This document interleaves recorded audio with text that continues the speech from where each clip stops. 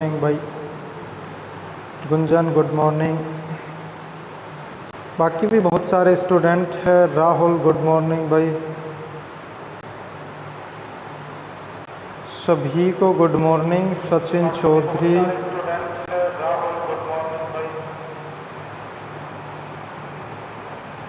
सभी को good morning. Sachin Chaudhary. चलो आज की क्लास स्टार्ट करते हैं। सभी के पास प्रॉपर आवाज़ आ रही है?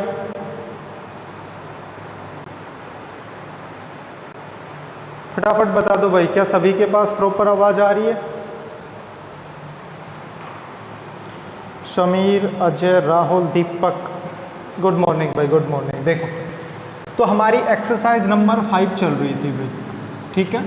और एक्सरसाइज नंबर जो 5 है उसको हमने कुछ पढ़ लिया था, यानी हमने एक्सरसाइज 5.1 कंप्लीट कर ली थी, 5.2 कंप्लीट कर ली थी, वनिता यादव, ठीक है। और उसके अलावा हमने एक्सरसाइज कंप्लीट कर ली थी। सिर्फ अब हमारे पास बचा था कि सर हमें विविध पढ़नी है। देखो विविध में बिल्कुल सिंपल था, हमारे पास छुट्टी भी थी। गुड मॉर्निंग आरती, संकित, सभी को गुड मॉर्निंग भाई, है ना। तो देखो आज हम विविध पढ़ने वाले हैं और विविध के अंदर ऐसा कुछ भी नया नहीं है। वही ए इनवर्स निकालना, कुछ 2-4 क्वेश्चन थोड़े अलग से हैं, उनको मैं करा रहा हूँ। मनीषा यादव, इंद्रजीत, गुड मॉर्निंग भाई। देखो जैसे क्वेश्चन नंबर 8 है, थोड़ा सा अलग लगा मेरे को, हो सकता है बहुत सारे विद्यार्थी कंफ्यूज हो जाएं, तो कंफ्यूज नहीं होना है, ध्यान से समझना है। देखो हमें क्या कहा गया है कि भाई ए आपके पास एक मैट्रिक्स है 2, 3, 5 -2। ए इनवर्स एक मैट्रिक्स है 1/19 और उसके बाद है ए। हमें कहा गया है कि सर ये प्रूव करके दिखा दो। क्या करके दिखा दो? प्रूव करके दिखा दो भाई, यानी सिद्ध करना है हमें। तो देखो बिल्कुल सिंपल सा है। अगर इसके LHS की पार्ट की बात करूं मैं, तो LHS पार्ट हमारे पास है ए इनवर्स भाई। LHS पार्ट क्या है? A inverse. और ए इनवर्स हम आसानी से निकाल सकते हैं। सर कैसे निकालें? तो देखो ए इनवर्स की बात करें तो ए इनवर्स का फॉर्मूला हमने पढ़ा था 1/mod A into adjoint A, यही तो पढ़ा था। 1/mod A into adjoint A, ये हमने फॉर्मूला पढ़ा था भाई। यानी अगर आपको ए इनवर्स निकालना है तो इसका सारणिक का मान निकालना पड़ेगा और एडजॉइंट ए निकालना पड़ेगा।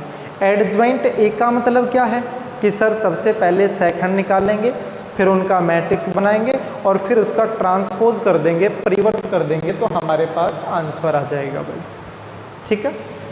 आज बहुत सारे विद्यार्थी एब्सेंट भी हैं क्योंकि काफ़ी दिन हो गए हैं, 6-7 दिन हो गए छुट्टी बनाते हुए। जो बाहर से विद्यार्थी थे उनको तो पता भी नहीं था कि छुट्टी चल रही है, तो 1-2 दिन में वो फिर से जुड़ जाएंगे भाई। अगर आपके कोई रिलेटेड हैं तो उनको बता देना कि क्लास स्टार्ट हो चुकी है, ठीक है। चलो तो देखो इसका तो हम डायरेक्ट ही निकाल देते हैं। A inverse is equal to 1/mod A, मतलब मैट्रिक्स को आपको डिटरमाइनेंट मानकर उसका मान निकालना। क्रॉस मल्टीप्लाई से देखो ये हो गया -4, फिर बीच में -5 या 15, यानी माइनस के 19 आ गए। -4 -15 तो कितने आ गए सर? माइनस के 19 आ गए हैं।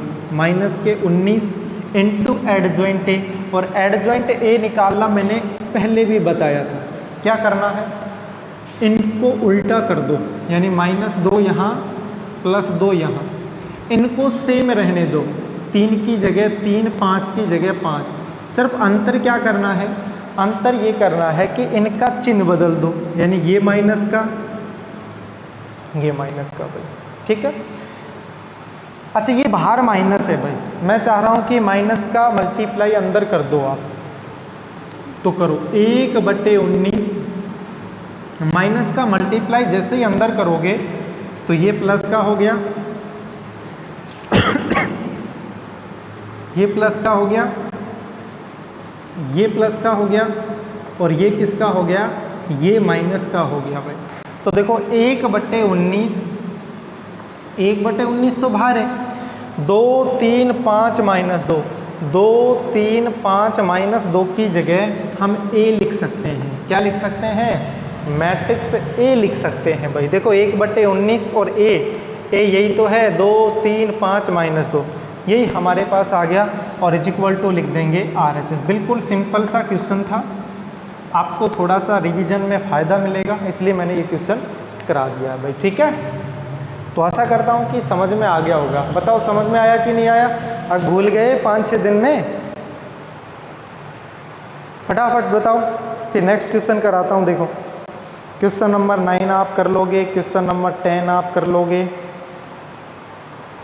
क्वेश्चन नंबर 11 आव्यूह सिद्धांत भी आप कर लोगे। देखो कोई नया क्वेश्चन होगा तो वो मैं कराऊंगा। हाँ सर, कोई नया क्वेश्चन होगा तो वो मैं कराऊंगा। बाकी त्रिभुज का क्षेत्रफल, एरिया ऑफ ट्राइंगल निकाल सकते हो ना भाई? 1/2 x1 y1 x2 y2 x3 y3 1 1 1, ये तो आपको पढ़ाया हुआ है। देखो अब क्वेश्चन नंबर 14 नया आ गया, 13 भी बिल्कुल सिंपल सा है। क्वेश्चन नंबर जो 14 है ये नया क्वेश्चन आया है जो अभी तक आपने नहीं पढ़ा है। तो देखो क्या है नया क्वेश्चन। क्वेश्चन नंबर जो 14 था वो ये है कि भाई आव्यूह ए ज्ञात कीजिए। इसने लिख रखा है, क्या लिख रखा है? ये कह रहा है कि जो आव्यूह है मैट्रिक्स ए है वो आपको फाइंड करना है। मैट्रिक्स ए आपको क्या करना है? फाइंड करना है। एक मैट्रिक्स है जिसके अंदर लिखा गया है 1 2 1 2 3 और 4, ठीक है। बीच में ए लिखा हुआ है, बीच में क्या लिख रखा है? ए लिख रखा है। फिर लिख रखा है 4 7, देखो ये थोड़ा अलग से सवाल है, 4 7 3 5 और इज इक्वल टू में क्या लिखा गया है? 1 0 0 1। ये नया क्वेश्चन है, इस टाइप के क्वेश्चन आपने नहीं पढ़। सर क्वेश्चन नंबर 6 कर दो मेरे भाई, अभी करता हूँ क्वेश्चन नंबर 6, इसके बाद मैं आपका क्वेश्चन नंबर 6 ही कराने वाला हूँ। वनीता कह रही है क्वेश्चन नंबर 14 वा क्वेश्चन कराओ सर। क्वेश्चन नंबर 14, देखो क्वेश्चन नंबर 14 तो मैं करा ही रहा हूँ, है ना। क्वेश्चन नंबर 6 इंद्रजीत कह रहा है भाई अभी कराऊंगा जस्ट इसके बाद। ये नया क्वेश्चन है, अभी तक आपने नहीं पढ़ा है। तो देखो इसमें क्या करना है आपको। ये कह रहा है कि ये एक मैट्रिक्स है, ये भी एक मैट्रिक्स है और बराबर में भी आपको एक मैट्रिक्स दिया गया है। आपको ये ए निकालना है, आव्यूह ए। आव्यूह ए का मतलब ए कोई मैट्रिक्स है और इस ए मैट्रिक्स को निकालना है। तो सबसे पहले यदि हम बात करें तो देखो यहाँ मैट्रिक्स दिया गया है एक और उस मैट्रिक्स के अंदर लिख रखा है 1 2 3 4। मेरी बात सुनो, अगर हमें मैट्रिक्स ए निकालना है तो ये मैट्रिक्स का स्ट्रक्चर बना दूं। चलो ये हमारा मैट्रिक्स ए है, इसके अंदर क्या है ये नहीं पता, ये हमें निकालना है। एक ही जगह मैंने ये ब्रैकेट लगा दिया है और उसके बाद लिख दिया मैंने 4। एक और मैट्रिक्स है और इस मैट्रिक्स के अंदर है 4 7 3 और 5 और बराबर में दिया गया है 1 0 0 1। ये लो, ये हमें दिया गया था। यहाँ मैंने जो मैट्रिक्स ए था उसकी जगह इस तरीके से एक ब्लैंक मैट्रिक्स बना दिया। अब ब्लैंक तो हमें रखना नहीं है तो क्या करें, समझो क्या करें, मेरे को बताओ। ये मैट्रिक्स 2 गुणा 2 का है, मतलब इसका जो कोटि है इसका ऑर्डर है 2 गुणा 2। ये भी 2 गुणा 2, ये भी 2 गुणा 2। बताओ है कि नहीं है? तो मेरे को एक बात बता दो कि जो मैट्रिक्स ए है इसका जो क्रम आएगा, इसकी जो कोटि आएगी वो कितने बाई कितने की आएगी? कमेंट करके बताओ फटाफट कि जो मैट्रिक्स ए है, माना matrix A is equal to, आप कमेंट करो फटाफट कि जो मैट्रिक्स ए है ये कितने बाई कितने का आएगा? 2 × 2 का आएगा या 3 × 3 का आएगा या 2 × 3 का आएगा? भाई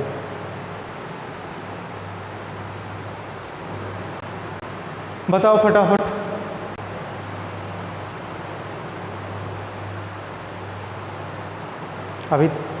2 इंटू 2। अजय कह रहा है कि 2 गुना 2 का आएगा। समीर भी कह रहा है 2 गुना 2 का आएगा। और भी बताओ। 2 इंटू 2 वनीता, इंद्रजीत 2 इंटू 2। चलो ठीक है, बिल्कुल सही है। देखो सारे मैट्रिक्स 2 इंटू 2 के हैं, तो हमारा जो ए मैट्रिक्स है वो भी 2 गुना 2 का आएगा। 2 गुना 2 का मतलब है कि इसमें 2 पंक्ति मिलेंगी और 2 कॉलम मिलेंगे। भाई बताओ मिलेंगे कि नहीं मिलेंगे? 2 पंक्ति और 2 कॉलम मिलेंगे। चलो कहाँ से लेके आएंगे? कुछ नहीं करना, या तो आप ऐसे लिख लो A11 A12 A21 A23 A22 भाई सॉरी। या तो आप ये लिख लो, ये कह रहे हो कि सर ये तो थोड़ा अच्छा नहीं लगा, तो आप क्या लिखोगे? ABCD, मतलब 4 एलिमेंट कोई भी अपनी तरफ से मान सकते हो। A11 A12 A21 A22। अगर ऐसा करेंगे तो क्वेश्चन थोड़ा लेंथी दिखाई देगा, तो मैं ऐसा करता हूँ कि इसके जो एलिमेंट है उनको A11 A12 ऐसा ना मानकर मैं ये मान लेता हूँ कि छोटा a, यहाँ B, यहाँ C और यहाँ D। 2 गुना 2 का मैट्रिक्स हो गया। 4 एलिमेंट आपको मानने हैं, आप अपनी तरफ से कोई भी मान सकते हो। ABCD A11 A12 A21 A22, जो आपका मन करे वो मान लेना। 4 एलिमेंट कोई भी अपनी तरफ से मान लेना। मान लिया मैंने? ठीक है सर, अब क्या करें? अब क्या करना है? कुछ नहीं करना, सिर्फ इसके अंदर रखना है। तो देखो इस मैट्रिक्स ए की जगह मैंने क्या माना था कि सर ABCD। अब आपको मल्टीप्लाई करना आना चाहिए। इसका मल्टीप्लाई सबसे पहले इससे करेंगे। अरे ये बात समझ में आई कि नहीं आई? फटाफट बताओ भाई कि मैट्रिक्स ए के अंदर 4 एलिमेंट अपनी तरफ से कोई भी मान सकते हो। ABCD 4 एलिमेंट मैंने माने हैं। आप A11 A12 A21 A22 मान सकते हो। कमेंट करके बताओ फटाफट।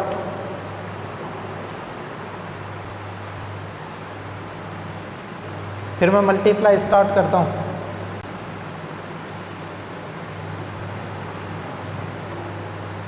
नींद आ गई कोरोना काल में, आ गया। चलो अब मल्टीप्लाई करते हैं भाई। इसका मल्टीप्लाई इससे करो। देखो यहाँ 1 आएगा, यहाँ 2 आएगा। मल्टीप्लाई कर रहा हूँ भाई, ध्यान से समझना। A प्लस 2 का गुणा C से होगा 2C। इसका गुणा इससे होगा B प्लस 2 का गुणा D से होगा 2D। हो गया। पहली पंक्ति का पहले कॉलम से गुणा करने पर ये आएगा, दूसरे कॉलम से गुणा करने पर ये आएगा। अब इसको मिटा देता हूँ। 3 4, यहाँ लिखो 3, यहाँ लिखो 4। मल्टीप्लाई करो तो क्या आया? देखो 3A प्लस में 4C, 3A प्लस में 4C। इसका गुणा इससे करोगे तो 3B और प्लस में 4D।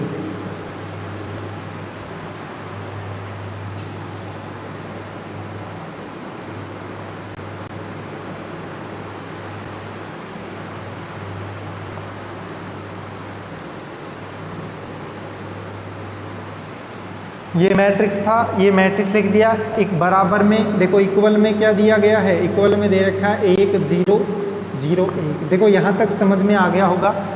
इस मैट्रिक्स का गुणा मैंने इससे किया है तो इसको मैं मिटा भी देता हूँ। इस मैट्रिक्स का गुणा इससे कर दिया, मेरे पास ये आ गया भाई। ठीक है। अब आगे देखो, इस मैट्रिक्स का गुणा हमें इससे करना है।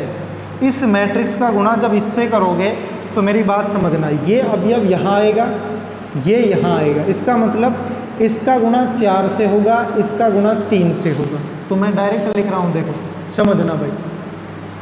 मल्टीप्लाई सबको आता है।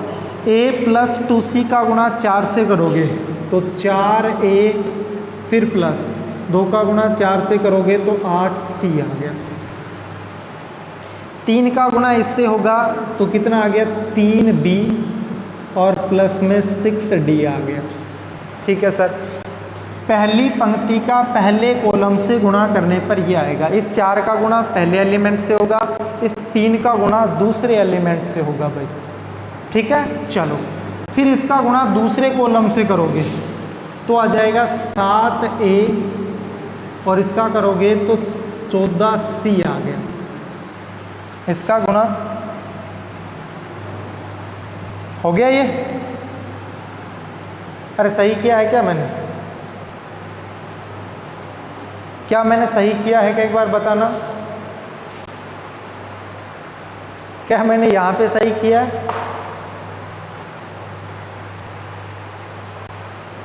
सर क्वेश्चन में मैट्रिक्स 1 में A21 में 2 व A22 में 3 आएगा।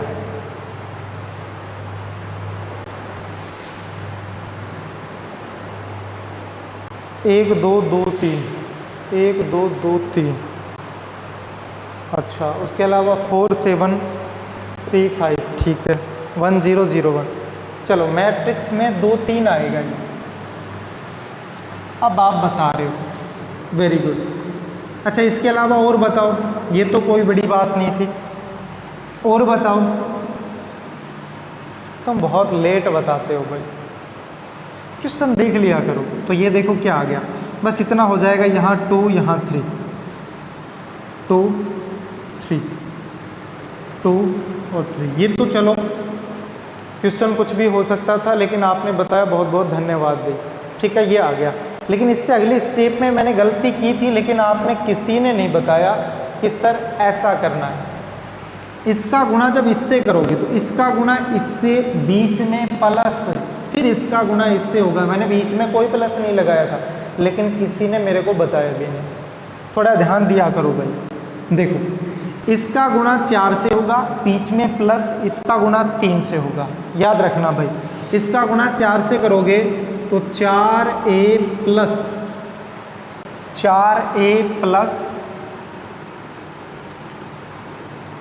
8C। यहाँ तक ठीक था, लेकिन यहाँ बीच में मैंने प्लस नहीं लगाया, मैंने यहाँ अवयव लिखा था। बीच में लगाओगे प्लस, फिर इसका गुणा इससे करोगे तो 3B और प्लस में 3 दूनी 6D आ गया। ये पहला अवयव आ गया। इसका जब दूसरे कॉलम से करोगे तो दूसरा एलिमेंट आएगा 7A प्लस में 14C। इसका गुणा 5 से होगा तो 5B और प्लस में 10D आएगा। हो गया।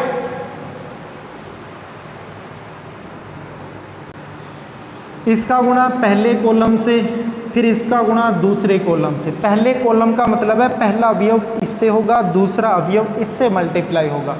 इसका जब 4 से करोगे तो 4 दूनी 8A प्लस में 12C। देखो इस 4 का गुणा 2 से हो गया, 3 से हो गया, ये आ गया। इसका गुणा 3 से होगा, बीच में प्लस 6B और प्लस में 9D।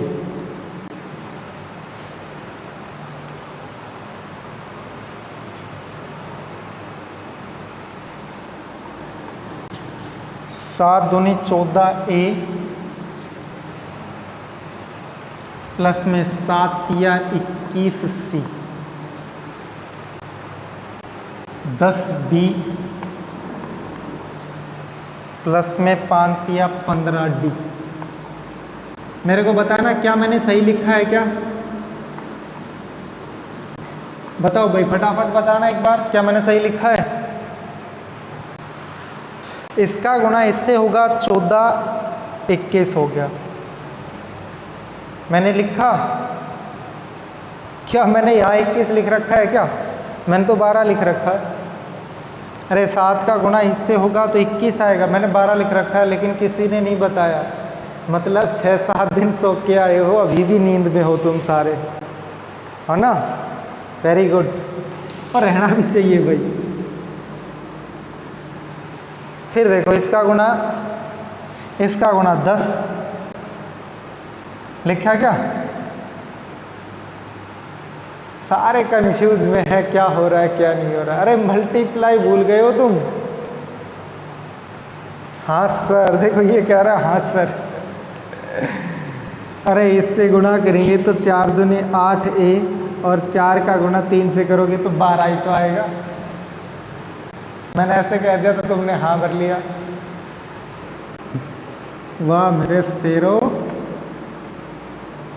इसलिए कहता हूँ कि रेगुलर क्लास बहुत ज़रूरी थी। ये हमने छुट्टी गलत कर दी। वैसे मैं कल नेक्स्ट एक्सरसाइज पढ़ाऊँगा, है ना। कल मैं नेक्स्ट एक्सरसाइज पढ़ाऊँगा क्योंकि इसमें सारे क्वेश्चन पहले कराए हुए हैं, आप प्रैक्टिस ज़रूर करना। कुछ डिफ़िकल्ट क्वेश्चन थे इस टाइप के जो पहले आपने पढ़े नहीं। एक बार मैं फिर से थोड़ा सा रिपीट कर देता हूँ। देखो, ए मैट्रिक्स आपको कोई मानना है, ए बी सी डी, इसकी जगह कुछ भी आप मान सकते हो।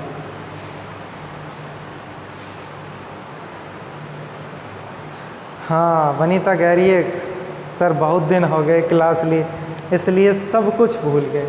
सही बात है, क्लास की छुट्टी करनी नहीं चाहिए, 1 या 2 दिन। अब 1 सप्ताह की छुट्टी हो गई, इसलिए हम भूल गए।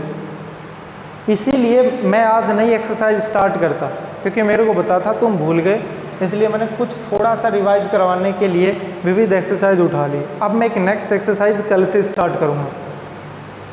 दीपक हुड्डा, इसमें गलती आपकी है। अरे मैं क्लास ले लेता भाई, स्कूल का आदेश आ गया कि सर छुट्टी रहेगी, आगे से कोई क्लास मिस नहीं होगी, डेली क्लास लगेगी। देखो इसका मल्टीप्लाई आप इससे करोगे, इसका मल्टीप्लाई इससे होगा, इसका मल्टीप्लाई इससे होगा, आपके पास ये आ जाएगा। फिर देखो इसका तो मल्टीप्लाई 7 से होगा और इसका मल्टीप्लाई 5 से होगा, ये लाइन आ जाएगी। इसी तरह फिर इसका मल्टीप्लाई 4 से होगा, ये आ गया, बीच में प्लस, इसका मल्टीप्लाई 3 से होगा, ये आ गया। फिर इसका मल्टीप्लाई 7 से होगा, ये आ गया, बीच में प्लस, फिर इसका मल्टीप्लाई 5 से होगा, ये। अगर आपको इसमें कंफ्यूज है तो इस लाइन को उठा के ये अवयव तो यहाँ लिख देना, ये अवयव यहाँ लिख देना। यहाँ जगह कम थी इसलिए मैंने लिखा नहीं, तो आपके पास ये आ जाएगा = 1001। मेरे को नहीं पता छुट्टी क्यों थी।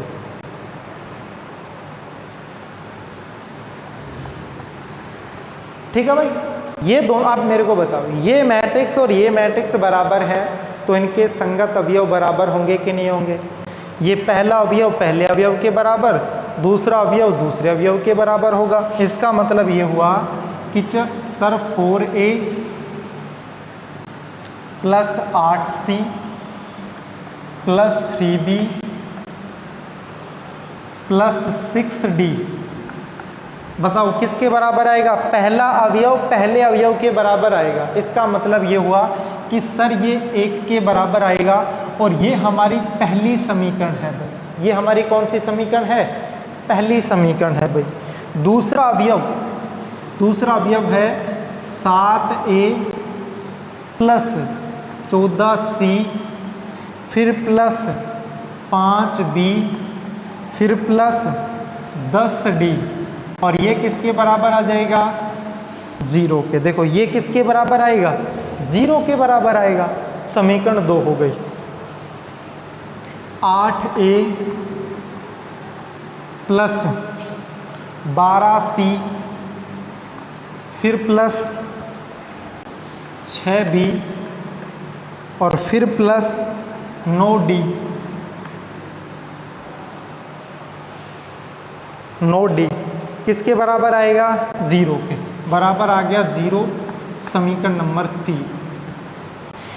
चौथे एलिमेंट के बराबर आएगा।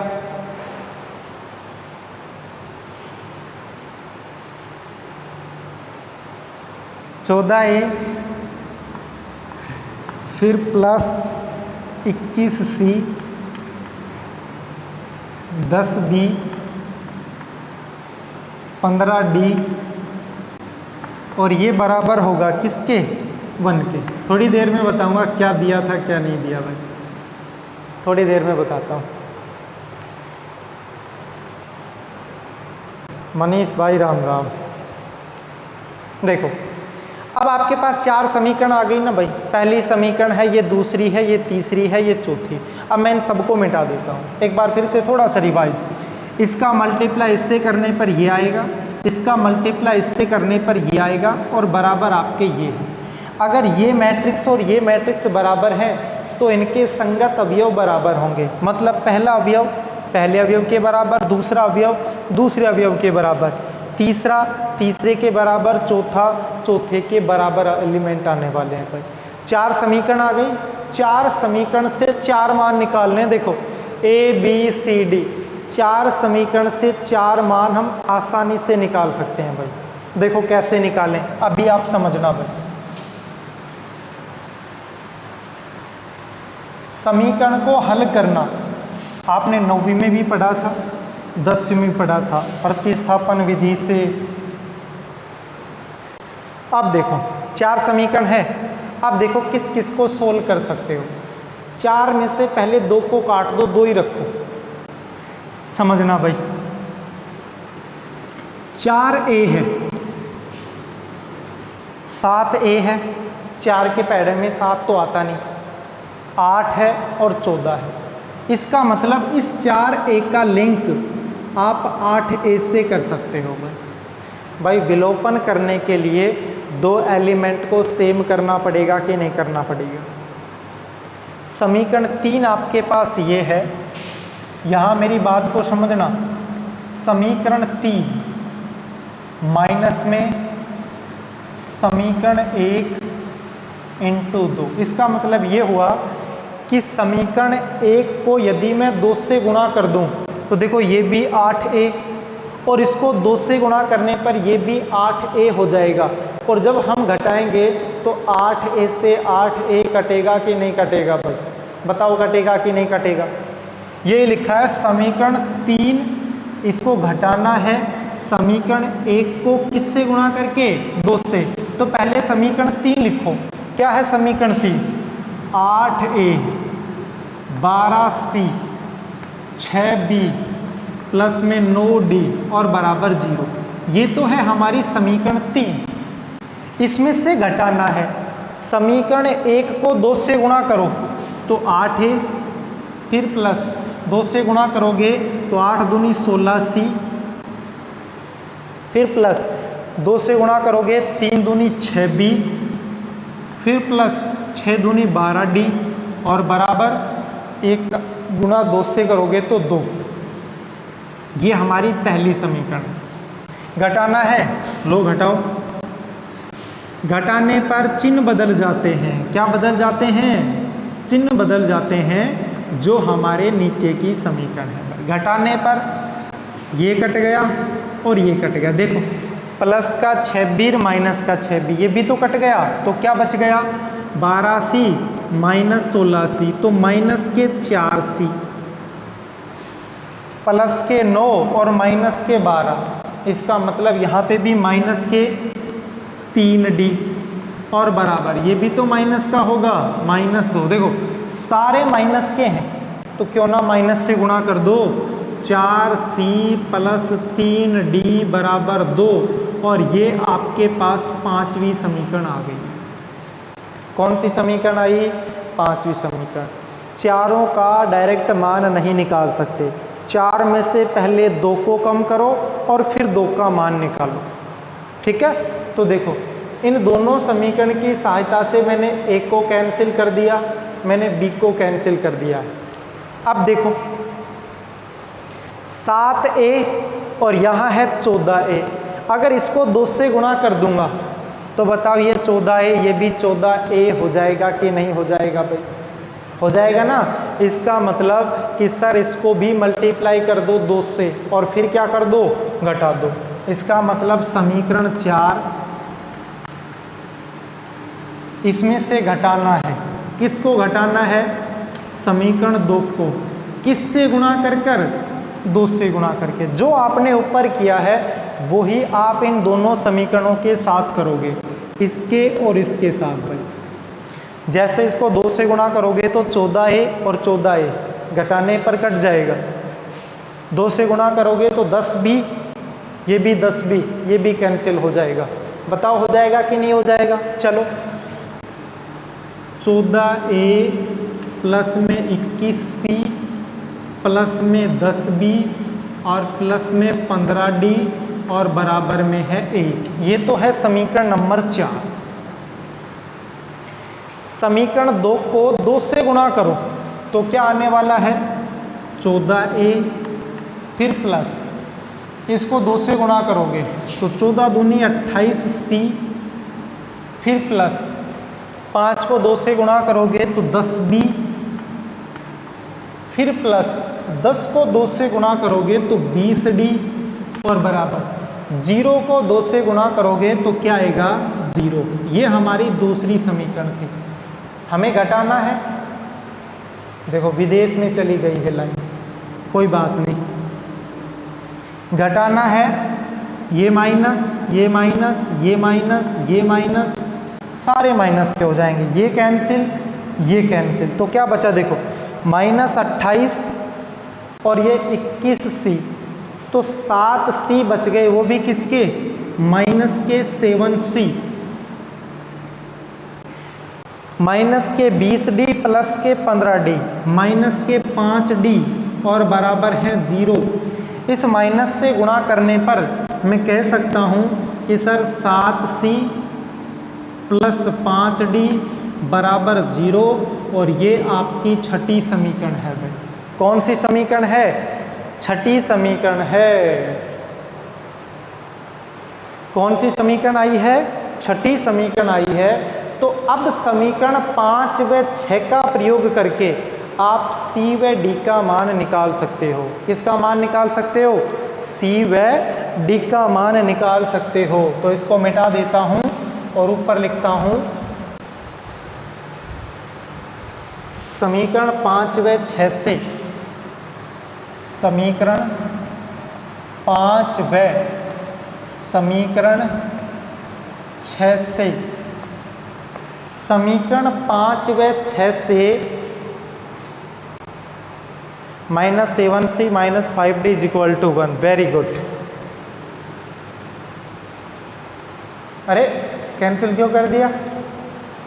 अरे सही, बिल्कुल सही बोला आपने, एक ने ही ध्यान दिया है। देखो कैसे, माइनस का 7c हो गया, यहाँ पे माइनस का 5d हो गया बराबर, ये माइनस का 0, ऊपर एक भी तो है। जब एक में से -0 घटाओगे तो 0 आएगा क्या? नहीं, कितना आएगा? 1 आएगा। तो यहाँ 1 और यहाँ पे भी कितना? यहाँ आ जाएगा -1, क्योंकि फिर माइनस से गुणा कर दिया। मतलब ये समझो कि आप सो गए हो। बिल्कुल। अरे एक में से 0 घटाओगे 1 नहीं आएगा, माइनस से गुणा करोगे तो -1 हो जाएगा। समीकरण 5 व समीकरण 6 से एक ने आंसर दिया है। चलो कोई बात नहीं, मैं इसलिए कर रहा हूँ ताकि आपकी नींद है ना वो खुल जाए, और कल आप शांति से अच्छी तरीके से, कल बताओ कौन सी एक्सरसाइज स्टार्ट करनी? समाकलन कर दूँ? थोड़ी डिफिकल्ट है, थोड़ी लंबी है, 1 महीना लगेगा, लेकिन आपको फ़ायदा ये मिलेगा कि अगर कोई क्वेश्चन नहीं आएगा तो दोबारा से आप रिपीट करके देख सकते हो। थोड़ी डिफिकल्ट भी है, आराम से समझोगे तो बहुत अच्छे से समझ में आ जाएगी। देखो यहाँ 7c, इसका तो गुणा करना पड़ेगा 7 से, तो 7 चौक 28। देखो भाई, इसका गुणा कर रहा हूँ मैं 7 से, क्यों? क्योंकि c और c को मैं बराबर कर रहा हूँ, तो इसको 7 से गुणा करना पड़ेगा, और इसको किससे गुणा करना पड़ेगा? 4 से गुणा करना पड़ेगा। अरे तभी तो समान करके, तभी तो विलोपन विधि से काटेंगे। 28c प्लस में 7 या 21d और इजिक में ये हो गया 14। इसको 4 से गुणा करना पड़ेगा, क्यों? क्योंकि c समान हो जाए, बराबर हो जाए, विलोपन विधि से हम उनको काट देंगे भाई। इनको किससे गुणा करोगे? 4 से, तो 7 चौक 28c, फिर प्लस 5 चौक 20d और बराबर, इसका गुणा करोगे तो ये हो जाएगा -4। घटाने पर ये माइनस ये प्लस, ये कैंसिल हो गया। 21d माइनस 20d, d बच गया। 14 प्लस में 4 18। इसका मतलब है कि जो d का मान है वो कितना आ गया? 18। इस d की वैल्यू आ गई है, इस d की वैल्यू 18 आई है भाई। अभी तक आपके पास सिर्फ एक मान आया है। अच्छा, जब आपके पास d का मान आ गया है तो आप आसानी से c का मान निकाल सकते हो। या तो आप समीकरण 5 से निकालो या समीकरण 6 से निकालो। 6 मैंने मिटा दी, समीकरण 5 से निकाल लो। देखो समीकरण 5 से 4c प्लस डी की जगह 18 लिखोगे तो 18 54 हो गए भाई, इज इक्वल टू 2 है, 2 रहने दो, इसको भी मिटाओ, करो पक्षांतर। 4c इज इक्वल टू, इसको आप इधर लेके जाओगे भाई, तो देखो 2 है, इसको इधर लेके जाओगे तो माइनस का 54 आएगा, -54 और +2 -52, c is equal to -52 upon में 4 इज इक्वल टू -30। इस c की वैल्यू भी आ गई है -30। सर c की वैल्यू आ गई, सर d की वैल्यू आ गई। अब सर हमें a व b की वैल्यू और चाहिए, कहाँ से निकालें a व b की मान? तो देखो आपको क्या करना है, अगर मैं इसके अंदर c का मान रख दूं, अगर मैं इसके अंदर d का मान रख दूं, तो बताओ a और b बचेगा कि नहीं बचेगा? अगर इसके अंदर c का मान रख दूं, अगर इसके अंदर d का मान रख दूं, तो बताओ a और b बचेगा कि नहीं बचेगा? बचेगा ना। तो यहां लिख देंगे समीकरण 1 व समीकरण 2 में c व d का मान रखने पर, c व d का मान रखने पर समीकरण 1 व समीकरण 2 में c व d का मान रखने पर, c व d का मान रखो भाई, तो देखो क्या आने वाला है।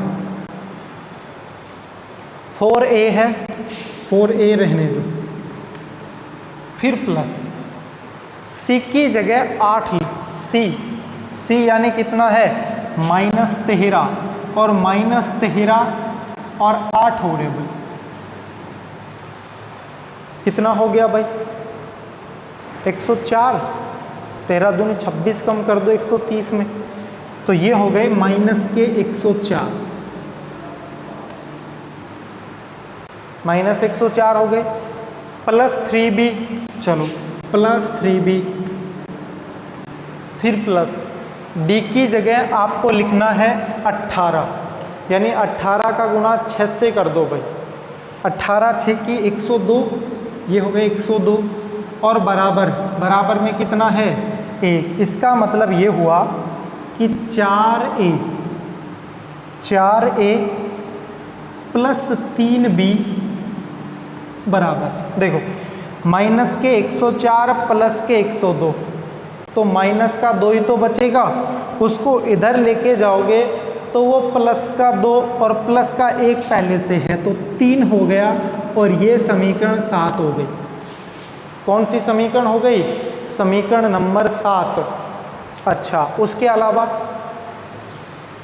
समीकरण 2 में रख दो, तो समीकरण 2 में रखने पर देखो क्या आएगा, 7a, 14 का गुणा -13 से करना पड़ेगा, 13 गुणा 13 169 होते हैं, उसमें 13 और जोड़ दो तो 182 हो गए, यानी -182। भाई गुणा आपको आता है, आप कर लेना अपने तरीके से।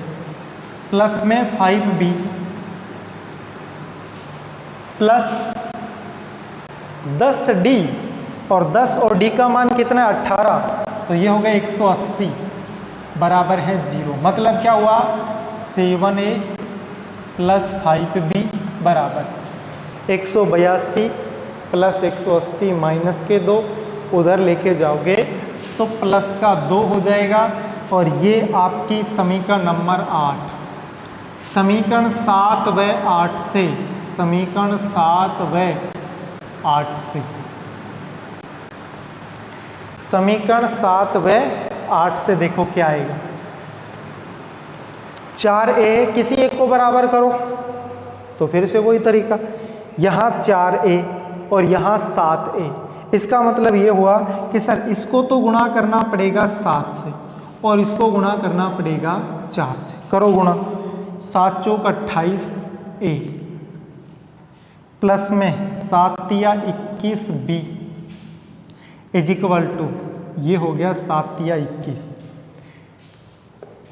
4 से गुणा करो 28 ए 20 बी 4 दूनी 8, घटाने पर माइनस माइनस माइनस, बताओ ये कैंसिल हो गया, 21 बी और माइनस के 20 बी, तो ओनली बी तो बचा, 21 माइनस 8 करोगे तो कितना बच गया भाई, यहाँ पे बच गया 13, कितना बच गया, 13 बच गया। ठीक है, बी का मान कितना आ गया, 13। अब ये 13 चाहे समीकरण 7 में रख दो चाहे समीकरण 8 में रख दो, आपका बी का मान आ जाएगा। तो किस में रखूं मैं, देखो समीकरण 7 में रख लेता हूं, समीकरण 7 से, समीकरण 7 से देखो 4a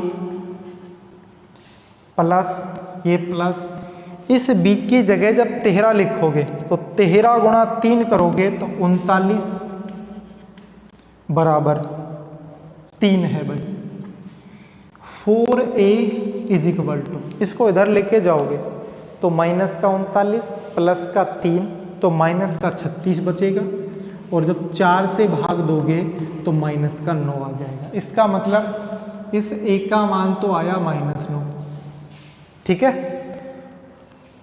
b का मान आया 13, इसका मतलब जो आपका आंसर आया a, जो आपको मैट्रिक्स निकालना था वो मैट्रिक्स क्या आया, -9 फिर 13 -13 और फिर 18, और यही आपका क्या है, ज़्यादा डिफिकल्ट नहीं है, गुणा करना है। गुणा करने के बाद 4 समीकरण आएंगे, इन किसी दो को बराबर करके काट दो, नई समीकरण आएगी, उनको सोल्व करके आंसर निकालो।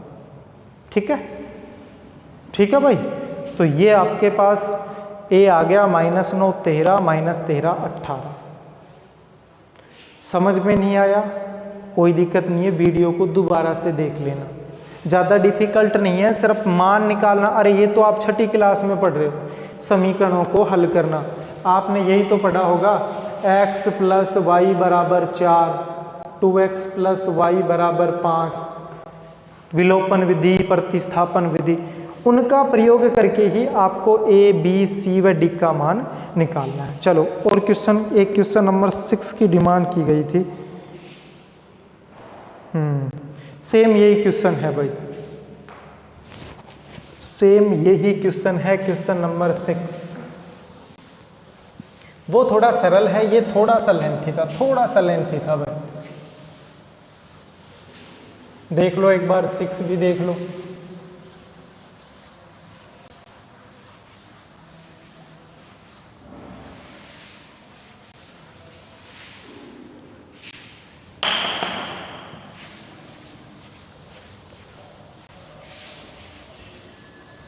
एक बार 6 भी देख लो भाई, क्वेश्चन नंबर 6 क्या कह रहा है, देखो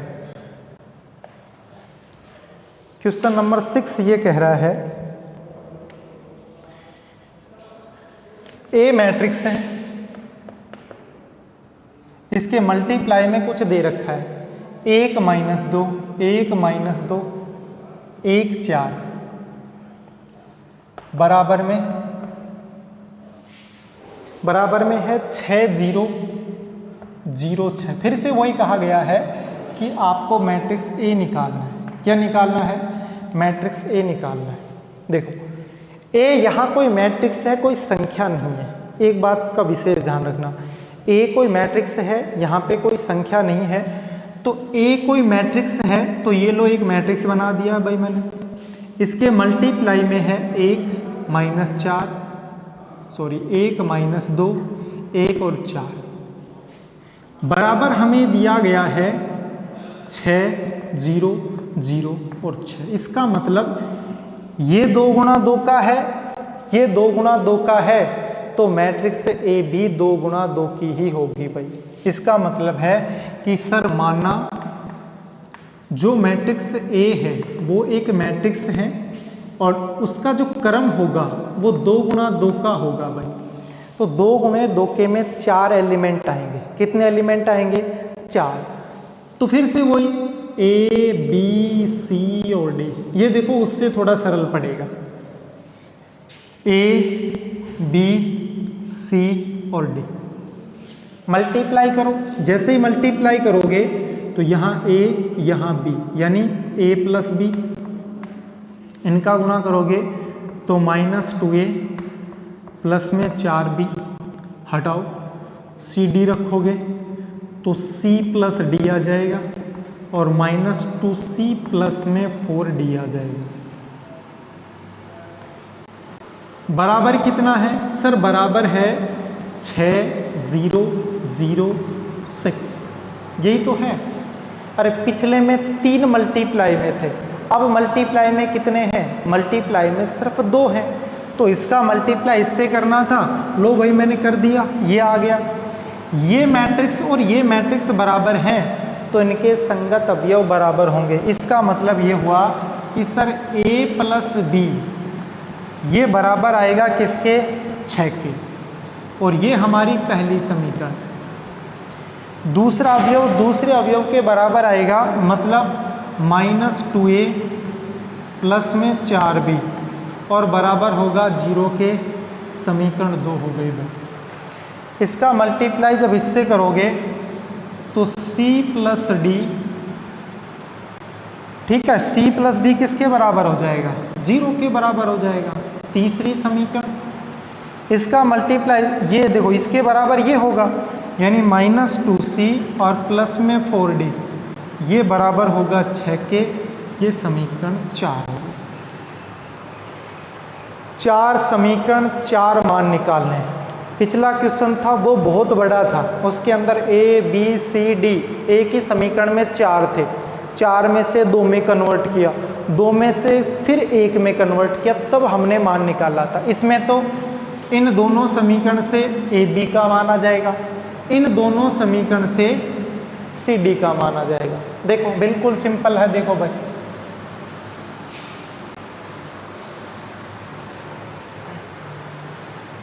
इसका और इसका मान निकालना कैसे आएगा? कि सर इसको ना देखो -2a है, यहां प्लस का a है, तो ऐसा करो समीकरण 1 को सर -2 से मल्टीप्लाई कर दो भाई। -2a प्लस 4b बराबर 0। ये तो है समीकरण 2। समीकरण 1 को -2 से गुणा कर दो ताकि a दोनों सेम हो जाएं, और जब a दोनों सेम हो जाएंगे तभी तो कटेंगे भाई वो। तो देखो क्या आ जाएगा? -2a -2b और बराबर में -12। ये समीकरण 1 काट दो भाई, ये प्लस ये प्लस ये प्लस, क्योंकि घटाने पर चिन्ह बदल जाते हैं भाई।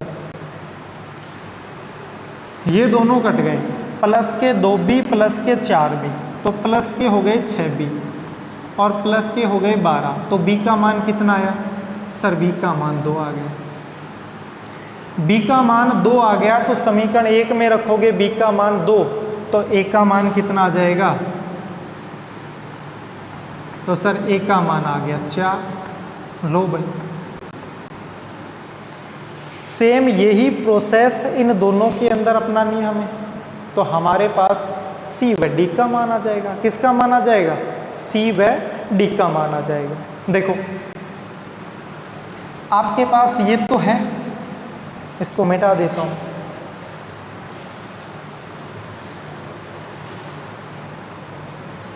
इसको आप -2 से गुणा कर लो भाई, तो क्या आ जाएगा? -2c प्लस में 4d बराबर 6। समीकरण 3 को 2 से गुणा करोगे, ये तो समीकरण 4 है, तो -2c प्लस में -2d और बराबर हो गया 0। ये प्लस हो गया, ये प्लस हो गया, ये माइनस हो गया भाई, ये दोनों कट गए, ये हो गए 6d और इधर क्या आया? 6। तो d का मान कितना? d का मान 1। अब ये d का मान चाहे समीकरण 3 में रख दो चाहे समीकरण 4 में रख दो। अगर 3 की बात करें तो c प्लस 1 बराबर 0, तो c बराबर -1, ये लो, ये आपका आंसर लो भाई, हो गया। इसके अलावा और देख लेता हूँ कोई क्वेश्चन जो आपको नहीं आता हो, आप कमेंट करके बता सकते हो भाई। ये हो जाएगा क्वेश्चन नंबर 17, इसमें प्रॉपर्टी यूज करनी है भाई। क्वेश्चन नंबर 15वें क्वेश्चन में करेक्शन कर दो, वो रॉन्ग है। क्वेश्चन नंबर 1 1 1 1 2 -3 2, हाँ उसमें करेक्शन कर लेना, जो ए दे रखा है ना उसके अकॉर्डिंग चेंज कर लेना भैया।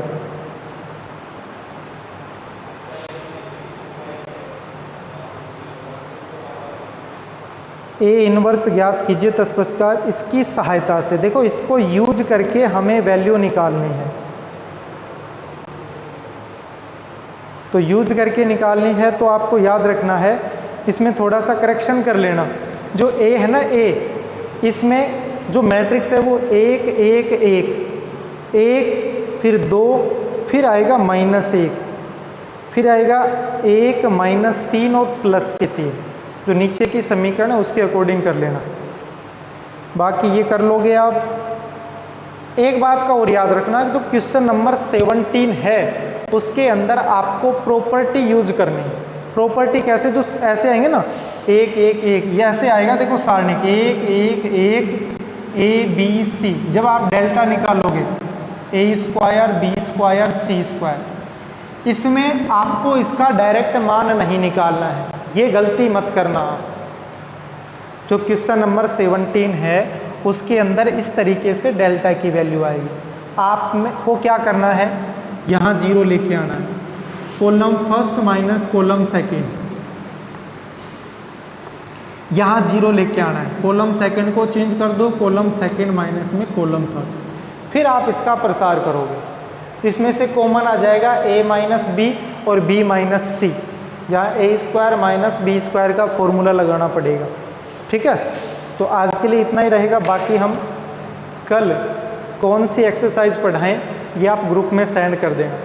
और समाकलन स्टार्ट करूं या फिर इसके अलावा है संतत अवकलनीयता, आपको डिसाइड करना भाई।